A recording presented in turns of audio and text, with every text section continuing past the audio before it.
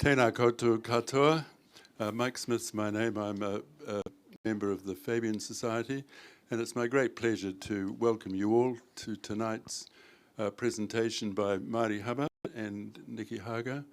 Maire's going to speak about her book, The Enemy Within, and this is a book that's definitely one for the shelf because it's beautifully written, absolutely based on records all the way through, and it tells a story of how the agencies supposedly looking after our security have consistently and constantly looked in the wrong direction. They've gone after people who've demonstrated by the way they've lived their lives that they've made a huge contribution to society and are certainly not ones that deserve to be chastened or chastised in any way. So I'd recommend, it's a good book. It's a very worthwhile book, and like I said, it's definitely one for the shelf because it's a keeper. So it's a great pleasure, Maire, to have you tonight to speak to us. Thank you for coming, and I look forward to hearing from you.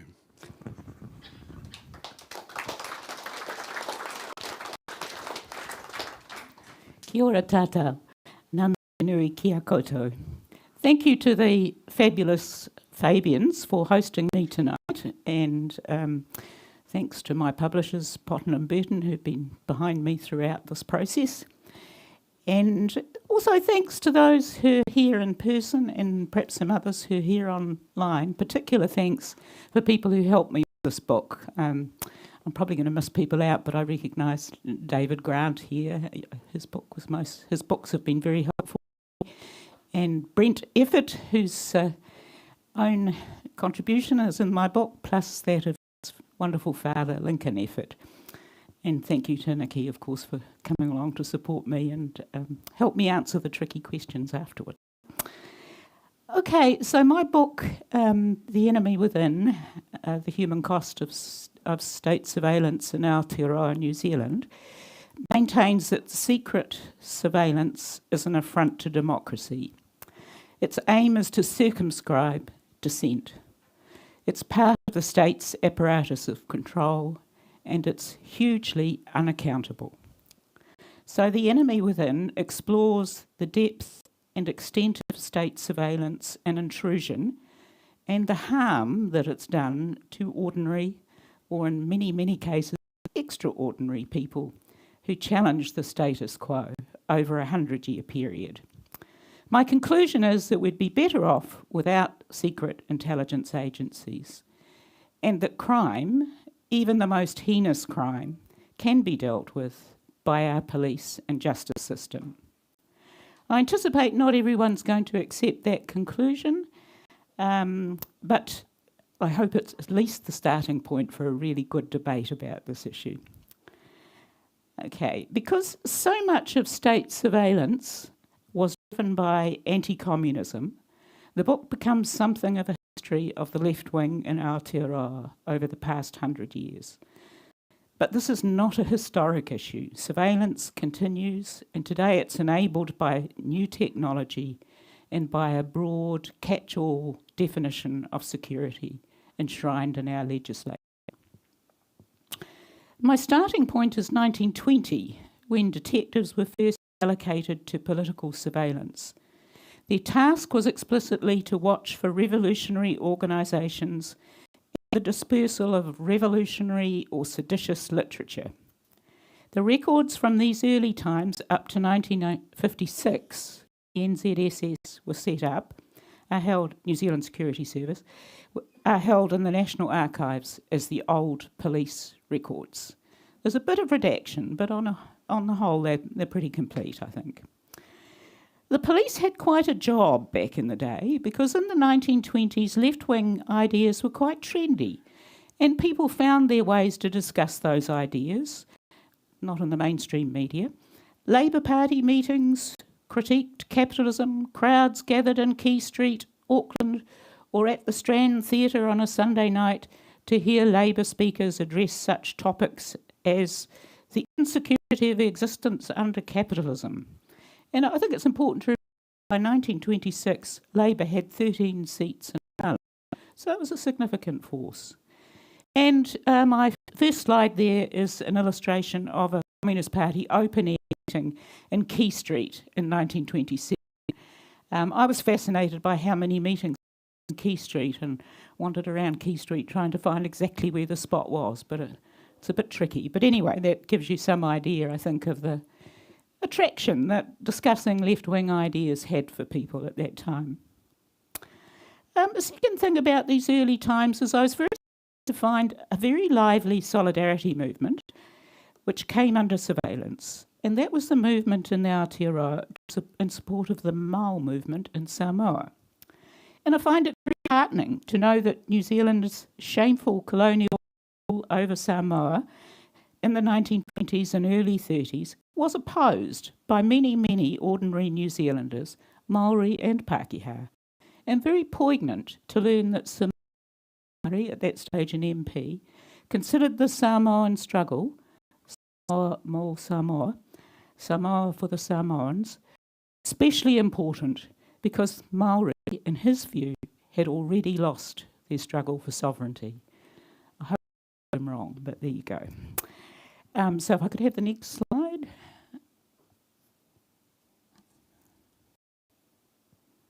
Next slide, please. Oh, do I do it? Do I do it?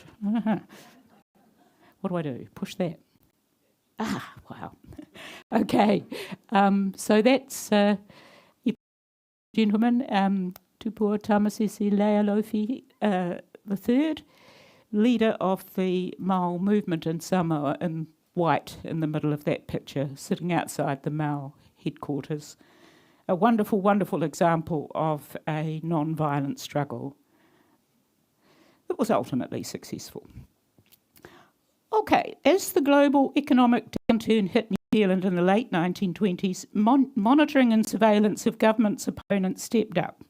The archives contain a large holding, a huge holding, of files on the unemployed workers movement, revealing the extent to which informers and infiltrators, or as the unemployed referred to them, pimps, kept the police supplied with information of very dubious accuracy. This intimidation was part and parcel of state repression, baton charges against demonstrators, and the bannings of meetings in council venues and open spaces. So, right, here we go. Yeah, so that's a march going through Petone. We say it differently now, don't we? Anyway, that's the unemployed workers, a big march at that time in the 30s. The Communist Party at this time had its premises raided and literature seized, and officials arrested on charges of distributing seditious. The Communist Party was not banned, but its activities were severely constrained by the arrests and seizures of material, including typewriters and duplicators. Civil servants and academics also came under scrutiny. Some, for example, John Beaglehole, suffered career consequences for his adverse record. However, Beaglehole went on, as you probably know, to be one of our most lauded scholars, and particularly for his work on Cook diaries. But he was a great supporter and a very consistent supporter of speech rights and civil liberties. And that, of course, got him under the eye of the political police. And he didn't get certain positions that he applied for, so he's a particular interest to me. Okay, I think I have a photo of him. I do. The scholar, John Beaglehole. The Labour government came to power in 1935, and that, of course, meant change. For the Samoan Mau movement, it now became legitimate, and the banishments which had happened under the previous government ended. Communists could breathe easier, but not for long. Wartime suppression of dissent in New Zealand of communists and pacifists in particular was relentless, worse than other Western countries, as my friend David Grant has pointed out in his book. And in my view, that's had a very long-term impact.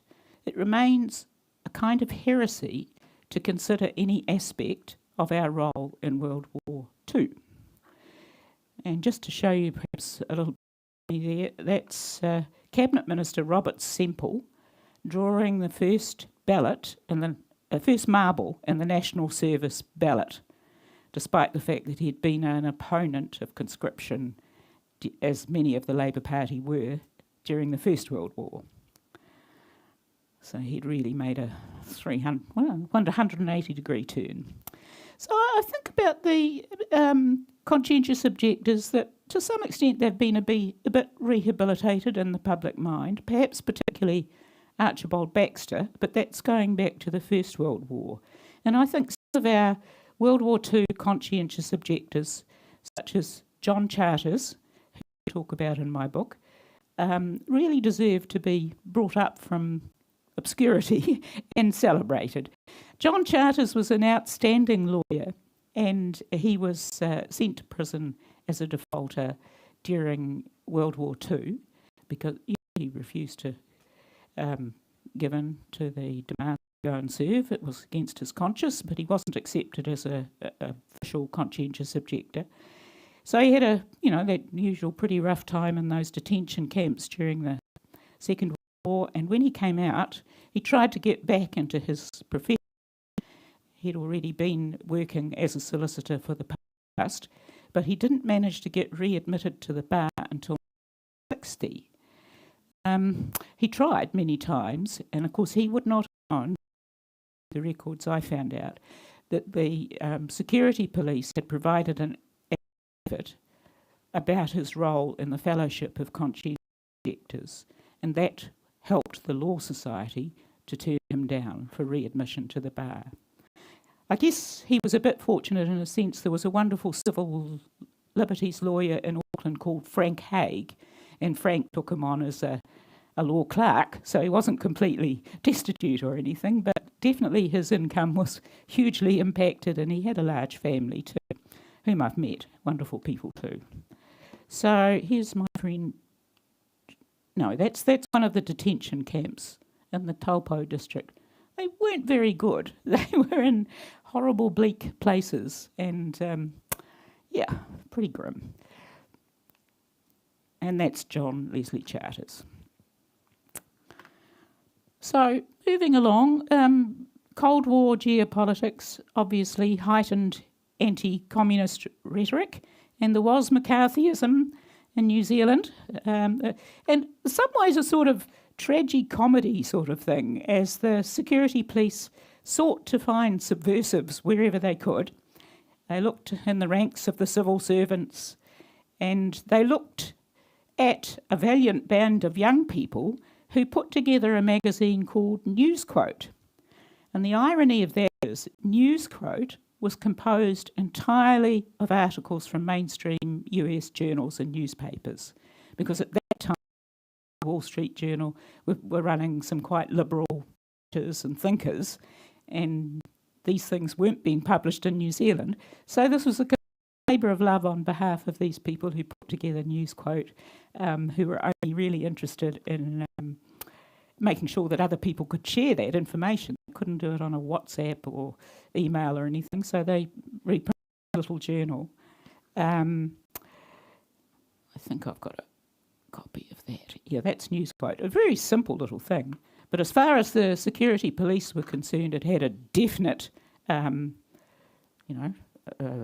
left tendency, and they spent a lot of... And the people who put it out actually did suffer.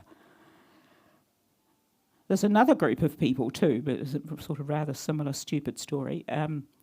People who formed a thing called the Vegetable Club. It met in the offices of Keith Matthews, solicitor. And what was the Vegetable Club about? Believe it or not, it was actually about distributing vegetables. But it was also a social opportunity where people could let off steam and sometimes talk very freely about what was happening in the world. And the spooks decided that was a huge worry, especially because some of the people who attended it were diplomats by day. So that's how they tried to conduct themselves. But Okay, so we're going on, we're still in the Cold War years. Militant unionists, waterfront workers and their supporters bore the brunt in 1959, and probably most of you are to some extent aware of the events of 1951. But there was a thing called the 1951 Police Offences Act, which empowered the police to arrest people based on seditious intention. In other words, if officers believed they could read the mind of the alleged offender and determine that he was going to commit an offence, they could arrest him. So it was a pretty draconian law, and it was the law that actually sparked the New Zealand Civil Liberties Council. It was so draconian. So that's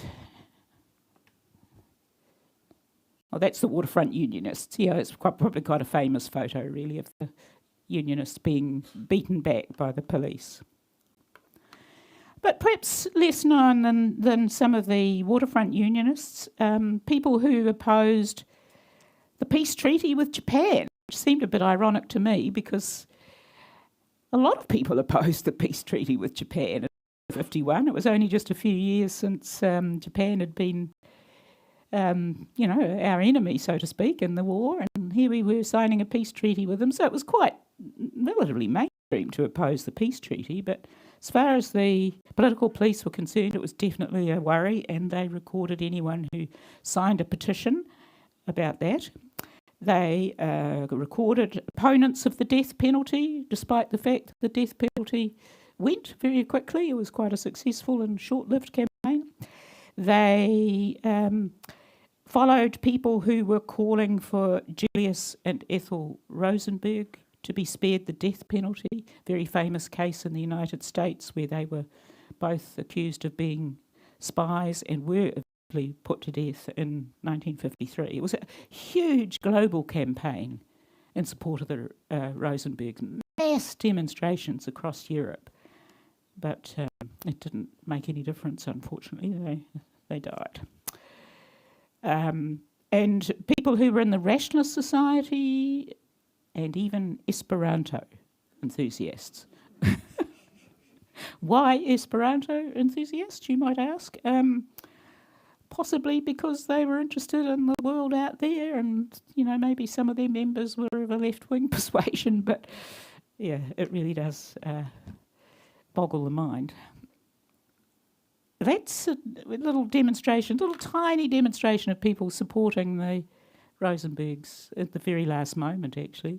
A little demonstration in Auckland. You possibly can't see, but one or two of them have got a number on their body, a little pen number, so that in the files they're identified by name.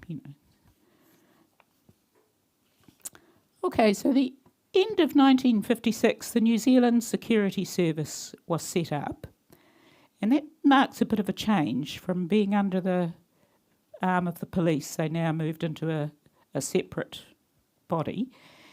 At that stage, the police had formed a special branch, but that was eased out. The service no longer had the power to arrest, but it was modelled closely on the British MI5 and set about liaising closely with Australian and British counterparts. The thing is, it was also set up quite secretively. It was set up by a thing called in council, so there was no real legislation backing it. It just, there it was. And they handpicked Brigadier Gilbert. If you know anything about the early days of the SAS, you surely know about Brigadier Gilbert. For me, he sort of personified the smug, righteous attitude of the establishment towards dissent. And he was so frank when he was interviewed that he kind of outed himself, really. I don't know, he was not very good at handling interviews.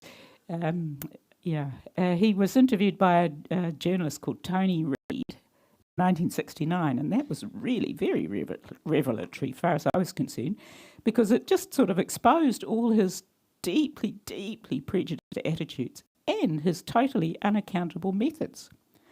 Oh yes, we're expert in the use of bugging devices. As I said, we use whatever means we can to get the raw information. And was not legal at that time.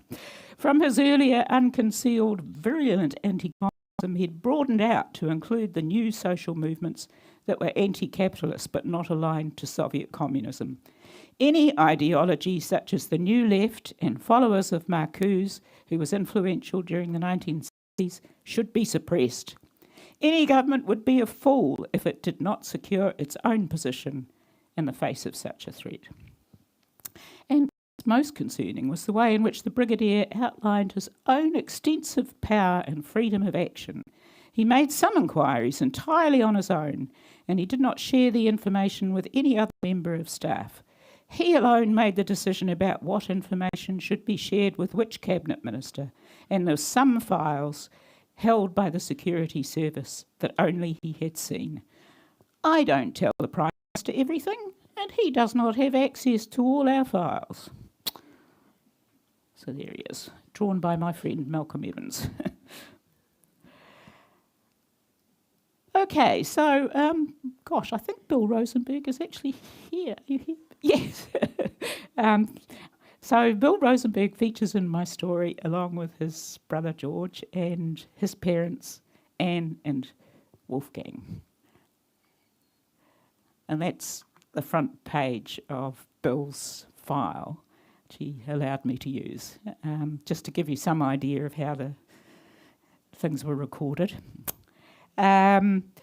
So Bill and George, I really thank them because they were very assiduous in obtaining their family SIS personal records and files, going back to the SIS and, demanding a bit more and successfully achieving that. So that's absolutely great and a big help to me. And I also thank other people, other important activists, Mike Treen, Murray Horton and Robert Reid, for sharing their information with me. It's quite a thing to share your SIS file because the SIS often include quite a bit of indiscreet personal material along with the political stuff. So I really am grateful to them for that. And of course, there's a personal side to my narrative, given that my own lefty activist family, the Locke family, were all under surveillance. Keith, since the age of 11, and me from the age of 10. This is true. Whoops, gone back a bit. That's, yes, Wolfgang Rosenberg, I forgot to show that one. There's a lovely one of him at the 1968 Peace, Power and Conflict Conference. So that's two subversives up to absolutely no good on the banks of the River Avon. And when I, dug deeply into my mum's file and, my father's file and Keith's file and my file, one of the things I found out that was, we always thought when we were kids that our phone was bugged, because you'd sort of sometimes hear funny noises on the phone line, whatever. But I don't know that we were. I think actually the intrusion was even more intimate than that because our home was infiltrated. There was, obvious evidence of conversations being recorded in a domestic situation in our home. And one of the people in this photo, the one who's second from the left, was a guy called Ken Martin, and he joined the William Morris group. William Morris group was another group that the spooks were worried about. It was a cultural group named for the, William Morris wallpaper, William Morris's ideas about art for all people kind of thing. So that was what the group was named for. It was a little cultural group that did folk singing. And that's, my mother in the middle. She was enjoying the cultural side and the folk singing. But at the same time, there was an informant amongst the group. And that informant also had access to our home. Yeah, sorry, where did I get up to?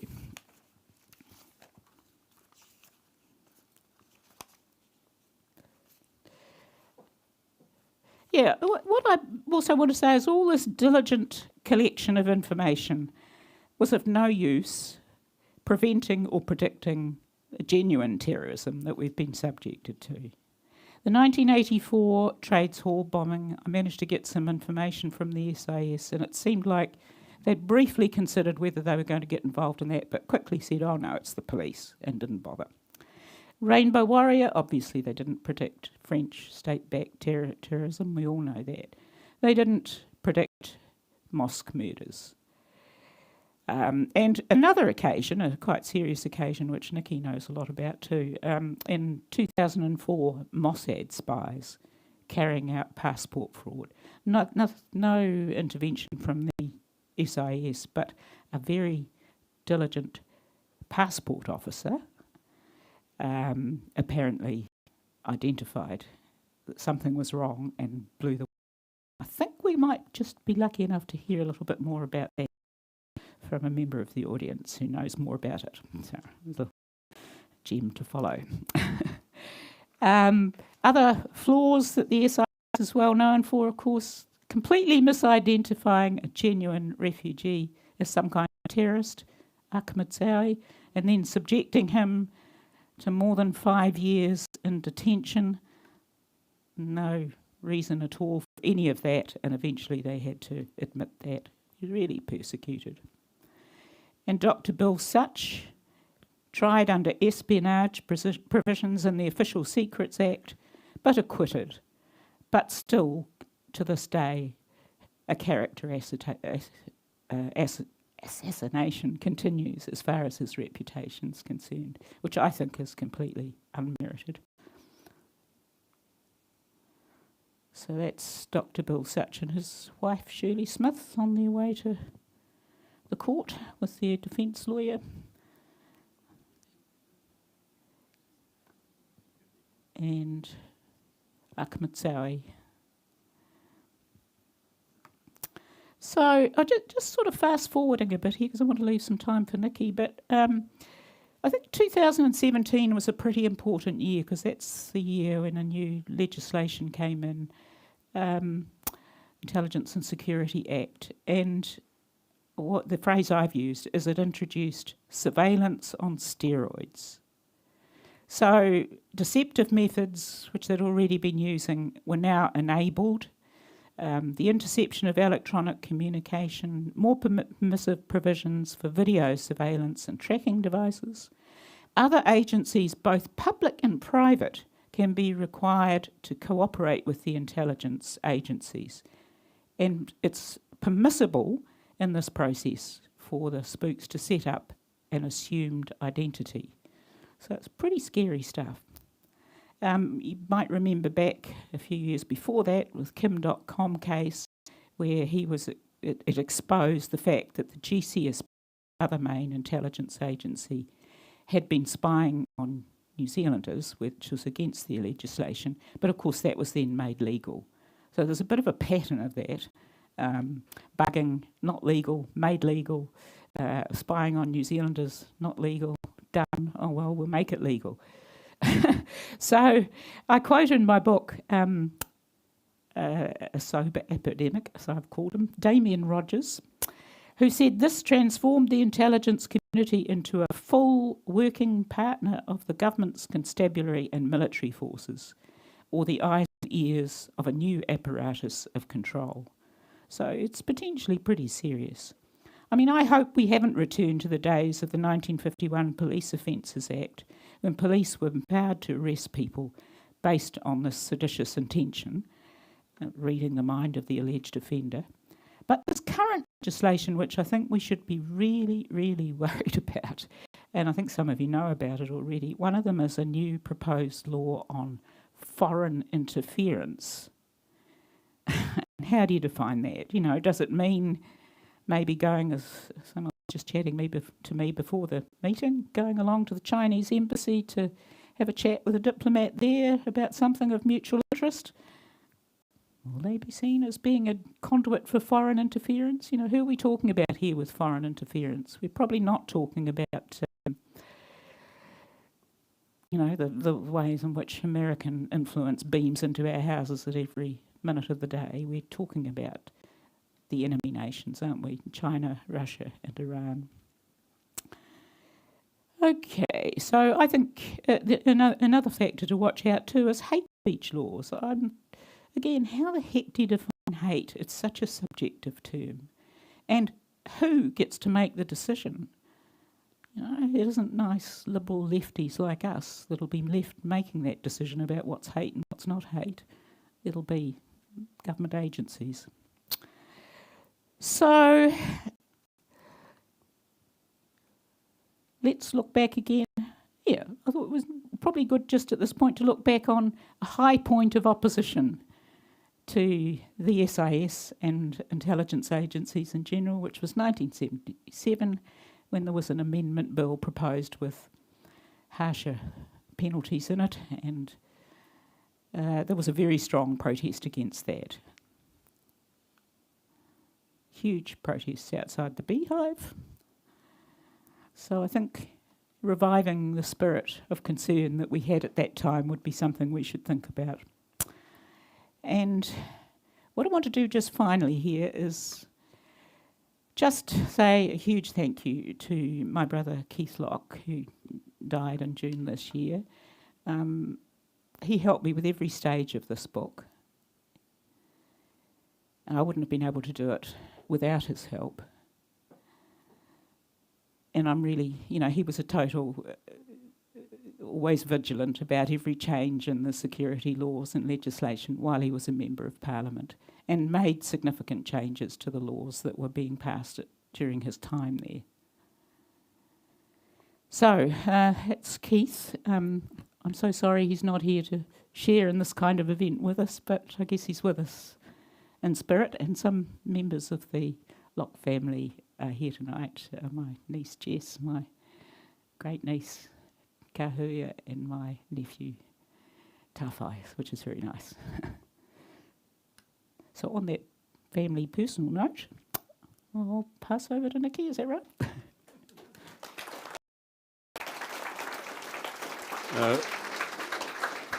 Thank you very much, Maire. That was fantastic. And thank you again for what you've done by producing this book, and indeed to Keith as well, to his memory. I mean, if there was ever a person we needed now, it was him. And so, to the other book that should be on the shelf, Nicky Hager, the author of Secret Power, about which made the original revelations about the activities of our SIS, will once again speak. So very much welcome, Nicky, and thank you for your contribution.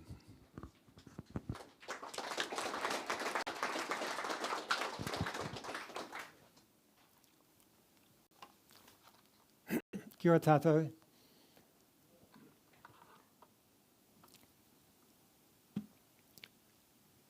First of all, I want to say what you've already been hearing over and over. Maire has produced a really fine, fantastic book here, which I hope people will be reading far and wide. I enthusiastically recommend it to you, with its numerous sources that document the sad and foolish story of our security intelligence service. But Maire sent me her PowerPoint before she came, and I realised that for speaking after her, there was absolutely nothing left to say. Thank you. And she's given you an overview of the book, so I thought I'd do something different while we're here and while we're thinking about the intelligence agencies, and maybe also even slightly enjoyable in places, in this festive season, will be to talk about some of the efforts I've made and successes I've had in uncovering what the SIS does. Because these are stories, many of which I haven't told before, or some of which I haven't told before, so I hope you'll find this interesting. So to start with, pretty obviously, intelligence agencies are really hard to research. If you just start at your desk with your mouse, you're not going to get very far.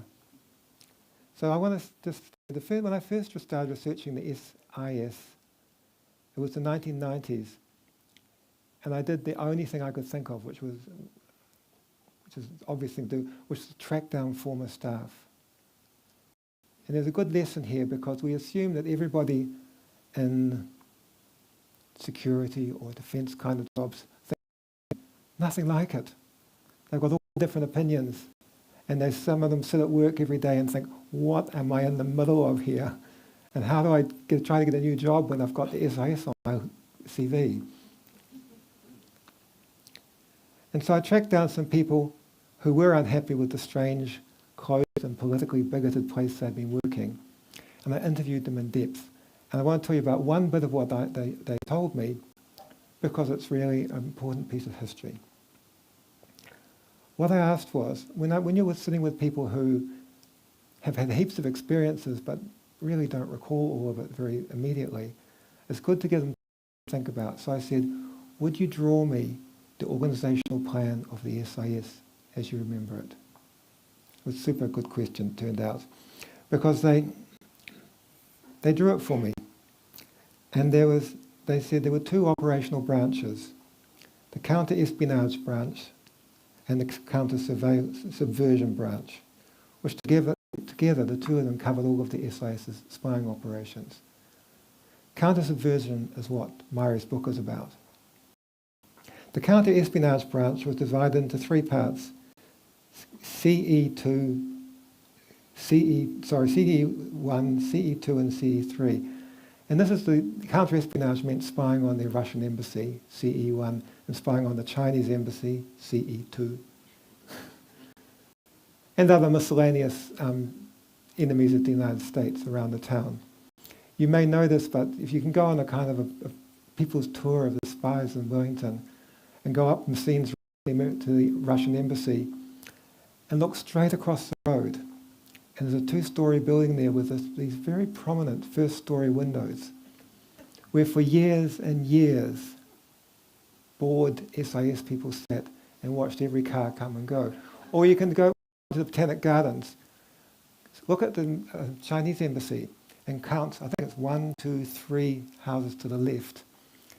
And there's a house, old wooden house with an upstairs veranda sticking out into the street, so that once again they could stare from there off into the Chinese embassy, see who was coming and going. It was a Cold War. That was stupid. Luckily, some of it's gone away. The Chinese part hasn't. But the bit I think we need to talk about is CS1, CS2, and CS3. Because my point of the story is that half of the work of the SIS in the middle of the Cold War was spying on New Zealanders and progressive groups. CS1 was pro-Soviet communist groups. And some of you might remember, so I'll be able to identify which one was for you as I do it. CS2 was pro-China communist groups. Communist, as we remember, a very broad and ridiculous concept in the way they were applying it. And CS3, other subversive or left-wing organisations, including apparently, and you'll know more about it than me, pro-Albanian communists. And this is what they were doing year after year, year after year, tracking idealistic, peaceful people who were being labelled and targeted as extreme security threats. Threats like wars and nuclear weapons and things.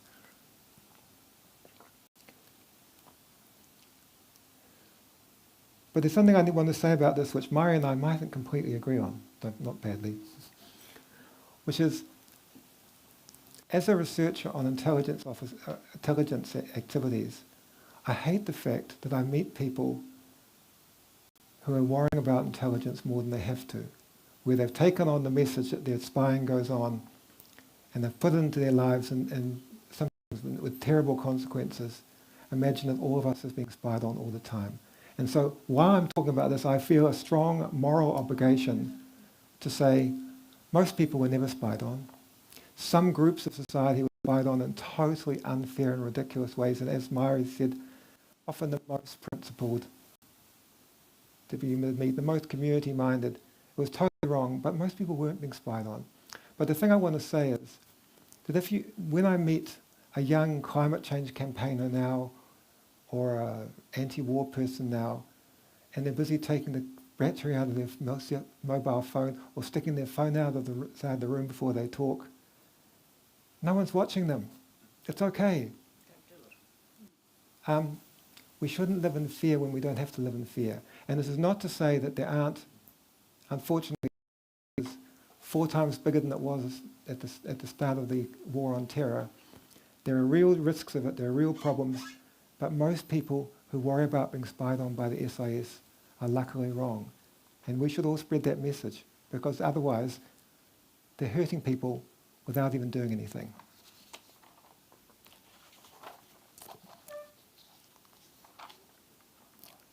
So my first example of how to do research is to track down former SIS agents.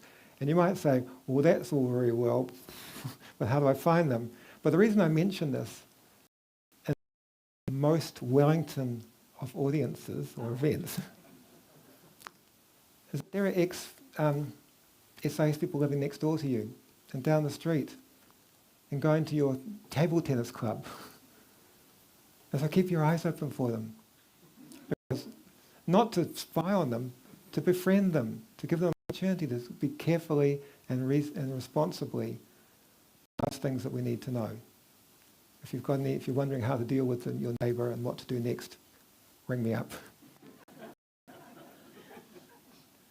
The next step I want to talk about was a harder one, which was during the War on Terror, when, as you know, people in New Zealand with Middle Eastern names and appearances were vastly more spied on than anybody else.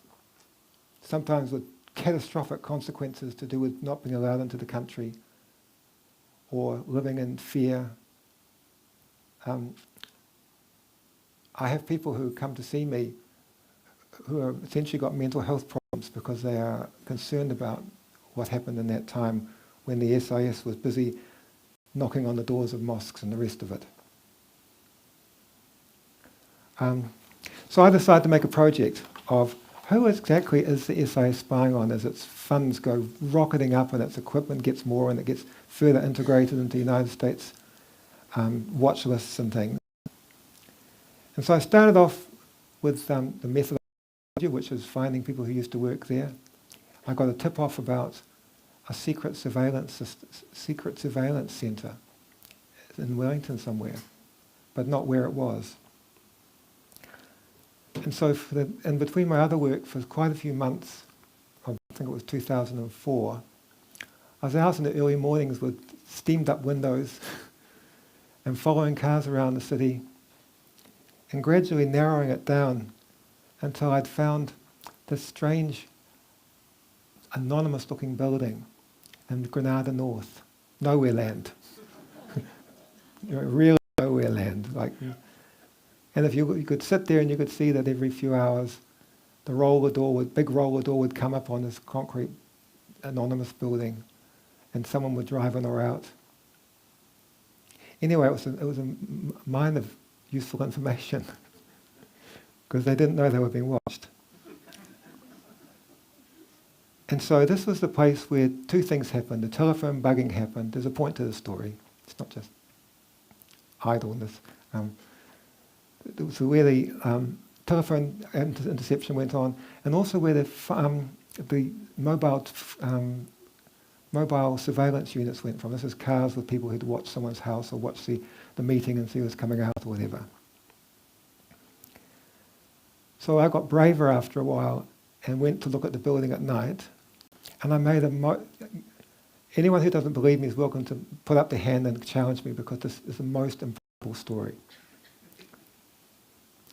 So I'd go there at night and get the ladder I'd left down in the trees down the hill and look in the second story window at the phone bugging room,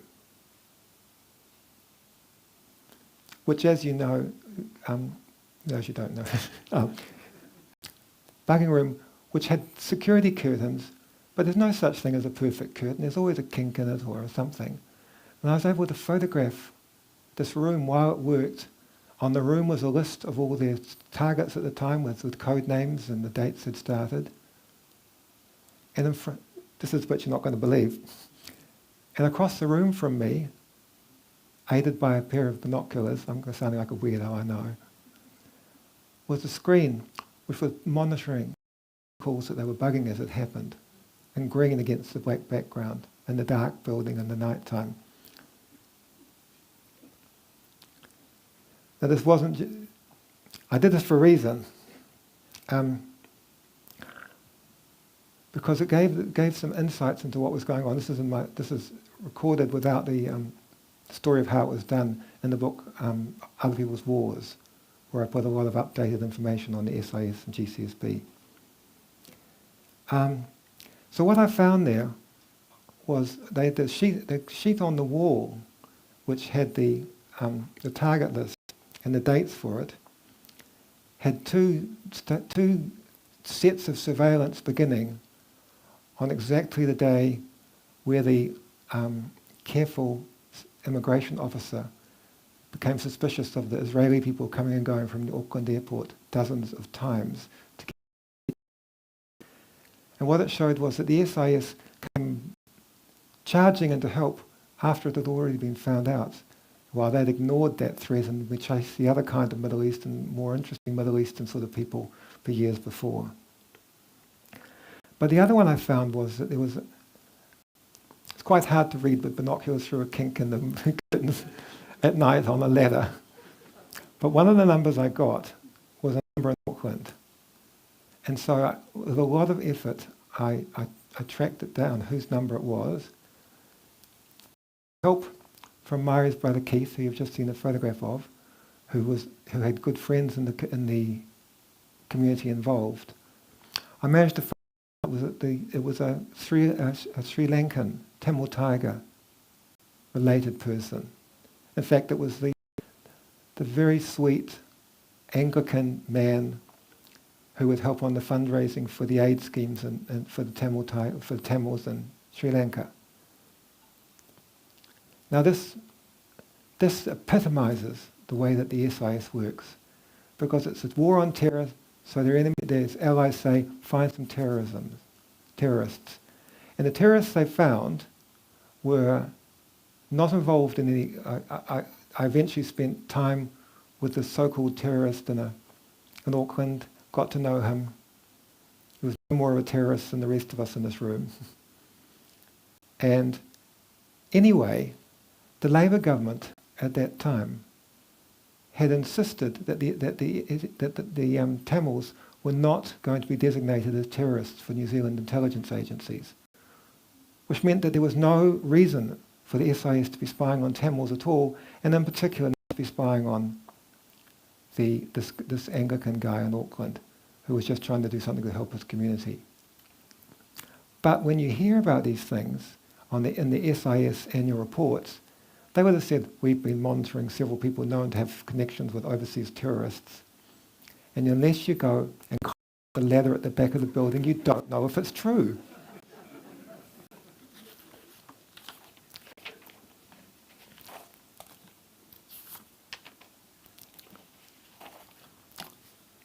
Now I'm going to tell a mean story.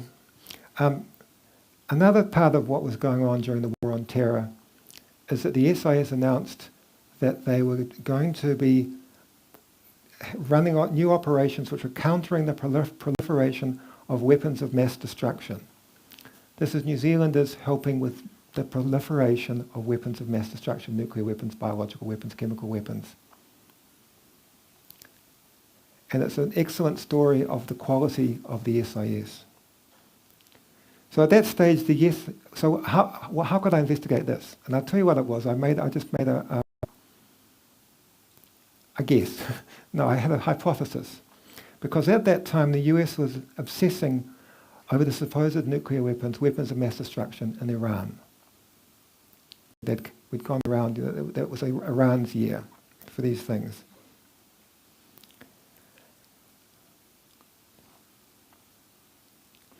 And so what I decided to do was to go into the Iranian embassy, the Iranian community, and find stories about any problems they'd been having with the SIS. And of course there had been.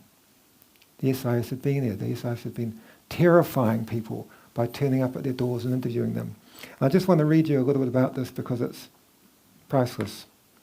So this is a 2009-2010 story. There was a 30-year-old Iranian science graduate who was offered a PhD scholarship at Canterbury University and biotechnology in cell research, working under the senior lecturer Wenhui Wang.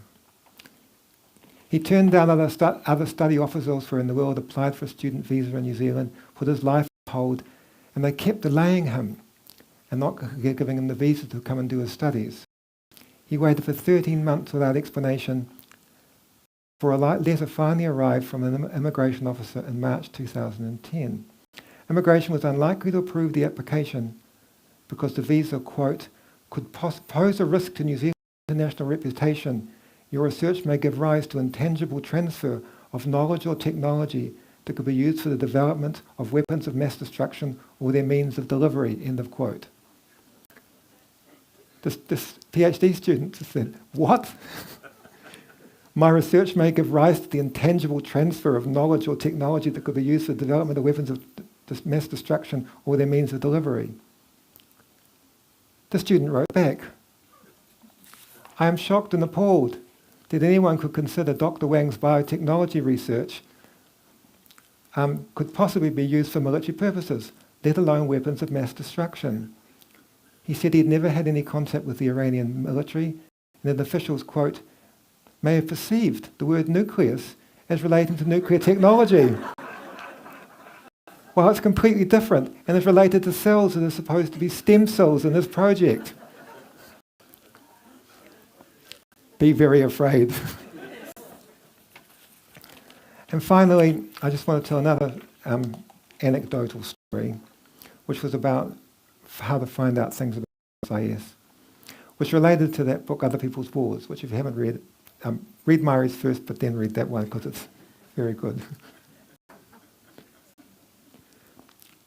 So I'll tell the story. It's a simple story. I have some contact with intelligence people now and then when they live next door to someone I know. And three of them, in a reasonably short period, had said to me, oh, we had a special briefing on you when I started work at the SIS. Which I hope you realise is completely ridiculous and outrageous. But it was the third person in a row who was telling me this. So I thought, one night I remembered and I thought, Rrr. And you know, writing an official information request to the SIS is a kind of masochism because you're not going to get anything back. But I wrote to them and said, I write to you under the Privacy Act and the Official Information Act to ask for any documents you've got about and any details of briefings you've given on me to your new staff. And could you explain why you do this? And would you give me a copy of the briefings? And I waited and waited, and first the SIS got back to me. I've got a rule with official information requests which I will share because it's a value rule, which is that if I do bother to write something, I try to get the maximum value out of it. So although I was writing to the SIS, I also sent a copy to the GCSB and a copy to the Special Air Service at the Defence Force. Anyway, so I sent it off to these three agencies. SIS came back first, and they had a PowerPoint which was headed with things like "the threat," with a photograph of me.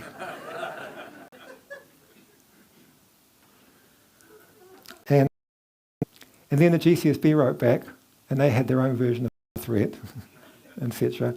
And then Defence Force will always be last.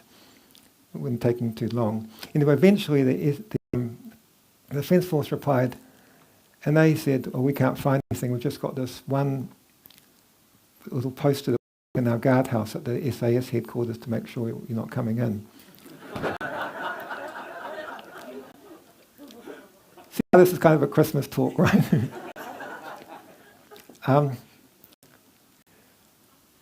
I suddenly thought, this is like a couple of months after the first one had arrived.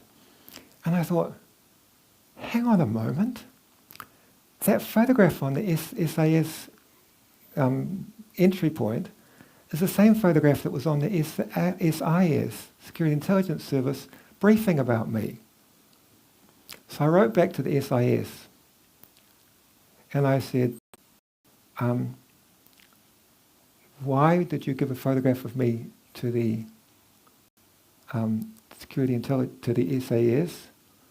And then I told you this little rule about always thinking to ask something else. And I did my rule, which is, I'll put one more question on the end. And so I said, did you have any part in investigating the sources for my book, Other People's Wars? That's kind of a wild guess, isn't it? But I just put it on as the last question. And they came back and said some meaningless answer to the first part of the question, and on the second part about whether they had been involved in investigating my book, Other People's Wars, they said, we can neither confirm nor deny the existence or non-existence of the information you've requested. Which is, in the Wellington audience, that means yes. Anyway, sorry, Maire's thinking, I've got to hurry up, sorry. Anyway, I went to the Inspector General of Intelligence and Security, who was a goodie, and I had a coffee with her and said, what I've got here, I have a suspicion that this is suspicious, but I don't really know, and I might be wasting your time. Are you prepared to do it? And she said, we're really busy, we don't want to do it. And then she got back to me a little bit later and said, actually, we're not so busy, we will have a look at it. And eventually it turned out that the SIS, get my ones right, SIS had been contracted by the Defence Force to try to find out my sources for the book. And they had done it totally illegally. They hadn't gone to get a warrant or anything. They just were so comfortably disorganised in their total secrecy where nothing ever get checked out or there's no accountability. They had done this without getting a legal opinion from their officers and without getting a warrant, and just tootling on, and of course also not finding my sources, but that's another story. And anyway, that's the end of my story. The moral of the story is beware of the SIS. Anyway, thank you. So I just finished saying congratulations. Thank you, Maire. I'll hand it back to you. Thank you, Nicky.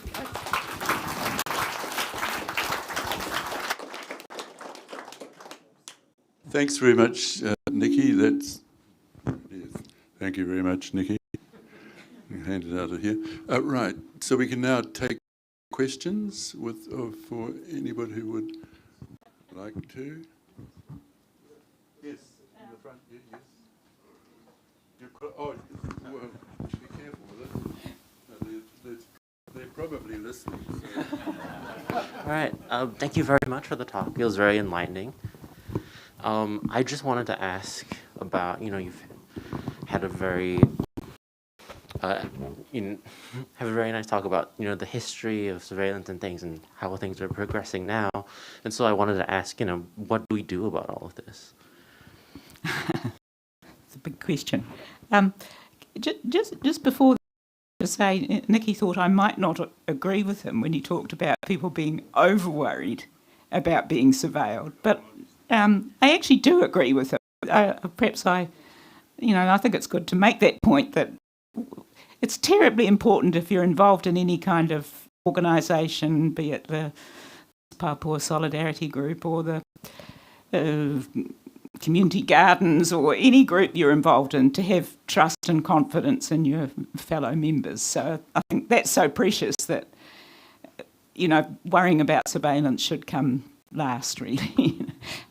What do we do about the fact that, I mean, the 1977 call was to abolish the SIS. At that stage, the GCSB was just being formed, but we didn't know anything about it, so it was restricted to the SIS. But they had a group called Oasis, and I think there are some people tonight who were part of that organisation, the organisation to abolish the Security Intelligence Service. So maybe it needs to be revived. That's one idea. Yeah. All right, thank you. I just, wanted to add, because I know I'm doing my own work in Singapore, doing my own activism, obviously, I can see a lot of parallels between my work and the things that you've done. And, you know, in talking to other people about surveillance and things like that, people have either gone onto the opinion that, well, I'm not being surveilled, so why does this matter to me? Or if these agencies are so powerful, you know, what can we even do? So my follow-up question is then, how do we get people to care?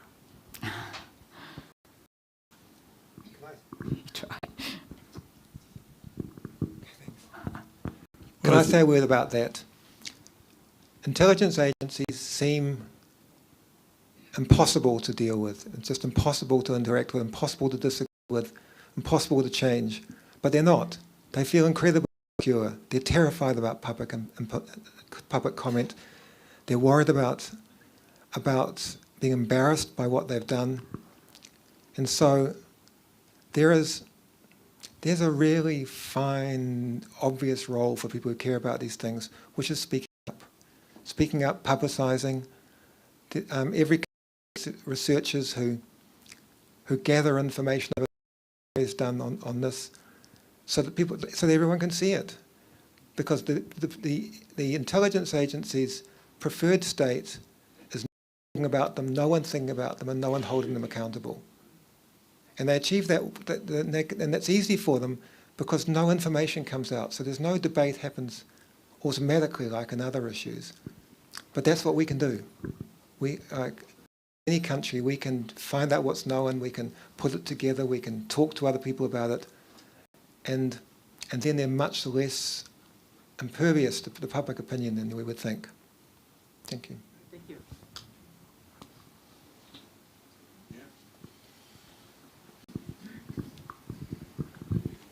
Thanks. I want to thank Maire and Nicky for all the work that you've done courageously over many years.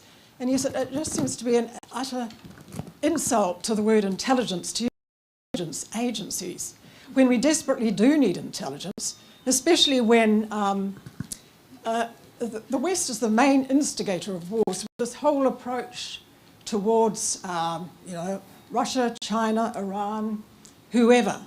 So we've got to the situation now where nuclear war is still on the cards, and yet there's dead silence in our government about nuclear war or speaking out against it. You don't even hear the Green Party doing much about it. Yes, so how do we get back to proper intelligence where we talk about the real things that are happening instead of the spooky spying on this or that ridiculous behaviour? Sorry, that's a peculiar... Yeah, you answered it. Okay. Any others here who want to? Yes, okay. There you go. I personally think it's pretty useless for us. I used to worry a lot, but now I was like, okay, if you really want to know, my life is pretty boring, so I can't really think you're going to get lots of fun out of it. But anyway, I worry more about between government and corporation.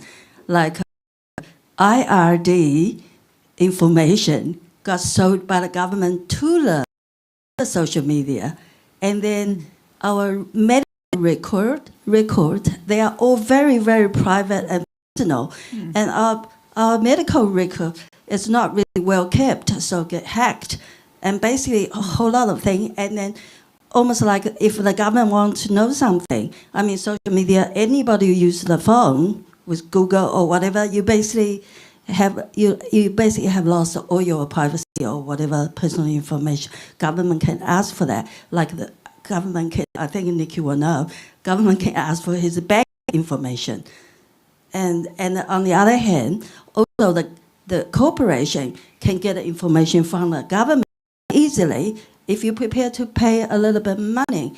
And the government basically hasn't really got that much sense about what's really important for us, to every individual. So I'm not sure where's the hope for us want to keep our, private stuff private or personal and be very secure.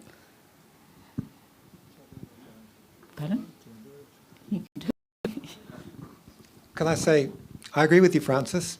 I think that there is the world has not caught up with the digital mass storage of data age, and it's not taken seriously enough, and there are definitely more catastrophes coming. What's the answer? It's the same answer to many things we care about. People start to talk about it, people start to research it, people join up with other people who care about it as well, and then it becomes possible to make it better. Kia ora. My name's Tawhai. I'm Maire's nephew, so I won't ask her a question because I can ask any time. I've got a question for you, Nicky. In 2019, I asked the SAS for what information they had on me, and I got an interesting response. The first half of it said, "We assume you don't want the emails between yourself and us in your professional capacity," which is true. I didn't want those emails. I still had those. And half said, "We can neither confirm nor deny whether we have any information on you," which I'm suspicious of. But have you ever had any success in getting past that? I think it's called the Glomar response. That's so annoying. It's not just you, it's hundreds of people. Some people write for their files from the SIS, get given their files or get told there's none. And some people, where there's some slight, something on the file, maybe you're related to the locks or something. For some reason, they think it's the right answer to do that scary neither confirm nor deny. And in fact, it may mean that they're running a constant surveillance operation against your house and they know about the bombs, but actually what it probably means, what it nearly always means, is just that they've got this stupid rule that they don't want to, that they give that blanket, won't tell you. Internally, or what they say in some publications is that if they start to tell people why they won't give them their files and why, and basically they're scared that the adversaries, the baddies, will start to recognise who are getting their files and who are not getting their files, and they'll know that the SIS is watching them. And so it doesn't mean much at all. In fact, the most likely thing is it means nothing, that they would neither confirm nor deny, and it's just an unthinking rule that makes a whole lot of people assume that there must be something going on for them. Does it make sense? Yeah, it does. And I'm pretty boring, so I don't think they'd get much love from watching me. I'm sure you're wrong. Yeah, great talk. John O'Brien, I'm a Kiwi whistleblower who's a security threat to the Ministry of Foreign Affairs and Trade, having worked in Russia and Turkey and crazy places like that. And I just was asking, it sounds to me like this is a complete waste of taxpayers' money. And is there any movement in New Zealand to just close down SAS and create something new that actually serves the people? I'd be interested, what is the annual budget? How much of taxpayers' money is spent? Is there any movement in Parliament? Are there any think we need to completely recreate an organisation that would actually serve the people of this country, because they seem very unaccountable and very untransparent? I think there's a bit of head of steam building up now around some new legislation on foreign interference, because it's incredibly vague, which foreign countries are they talking about, and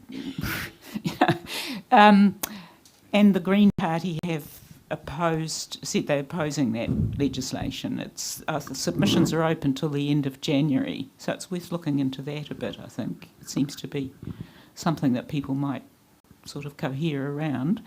Any movement that's perhaps this is where anyone in the audience who's involved in any kind of. But can I just say first, I completely agree with Maire that there is not a good case for keeping the SIS, that we would be a better country without it. But there's a problem. There's a problem gets in the way of this. The SIS was originally set up not because New Zealand needed a security intelligence organisation. It's because the British said, if you want to deal with us, if you want to be in alliance with us and get us intelligence and things, you have to have an SIS. And I believe that the only reason we have one now, and the only reason why they play each respective game of choosing the latest target from their allies, is because they think that if they don't go along with that, if they don't keep that agency, they will be cut out of the alliance, which most of us would agree was a good idea. But that's why they keep this security intelligence service, the internal intelligence agency, which looks for people in the public service who've got progressive views or whatever it is, keep that as an obligation to their allies. And Maire's got a good point. This room is probably full of people who should be not hurrying away afterwards and talking about things that they might like to do together about this subject. Okay. Hi, so I'm Dan O'Brien, John's brother, and Terence O'Brien's son. So we are both of us. I work at Dipley. I had a question about the recent speech by Andrew Hampton. I don't know if you've managed to see that. I'm just reading an excerpt here from a summary. It stressed the importance of partnering with community and business, need to build social license, and a bit on violent extremism and foreign interference. What do they mean by partnering with community? I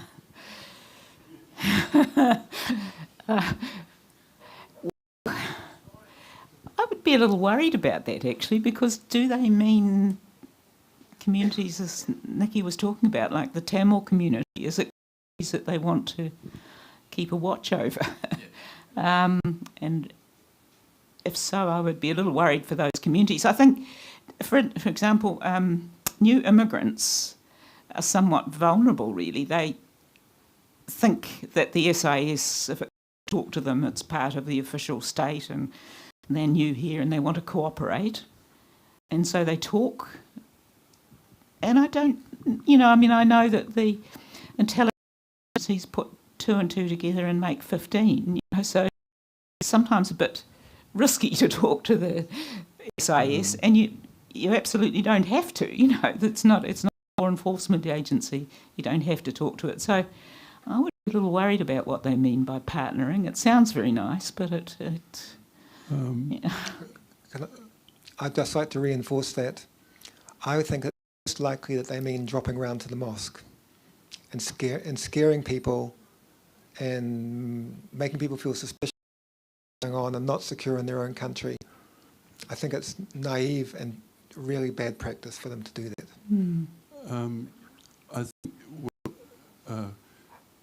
I think as you mentioned getting together and talking with each other, and we do have some refreshments out the back, and we were hoping that some of you might stay and do just that. And also there's a little box there for a koha, which we do a practice of. And I'd like to say, I think that question that Dan just asked is really important, because what I see happening with the so-called intelligence agencies is that they now know that there's nothing much that's secret in the world. The internet has turned us all into people who can find out pretty much anything we want. And so they're changing their shape from being insiders. They're now getting out and giving these sorts of speeches, and they're seeking social license. And the best thing that I think we can do is refuse that social license and say, as Maire concludes her book by saying, we don't need you. We do need a police force that can find serious crime. And in a very increasingly dangerous world, as is, we see getting more so day by day, the other thing that the agencies have become, all of them, the Five Eyes, they're not really looking for intelligence, they're just plain propagandists. So they are out in public, spouting a line, asking us all to believe it because they want us to fear this unspoken thing that they provide security for. And so I think the great contribution that your book's made, Maire, as I said, is its conclusion. We don't need them, and we should. The thing that we can do, and we can all do, is say, oh, you know, stop the bullshit. In fact, I think, you know, with the advent of this wonderful government we have at the moment, we've got a minister in charge of regulation who's looking to find bureaucrats who are doing useless jobs. And if there's one job that I can think of that is the most useless in the world, it's the one that Maire and Nicky have so in such detail exposed. You know, they're looking for phantoms everywhere. They're a waste of money. And we should be saying to our wonderful Minister of Regulation, get rid of them. Anyway, so on that note, I would like to say thank you all for coming. Thank you, Maire, and thank you, Nicky. And let's move on.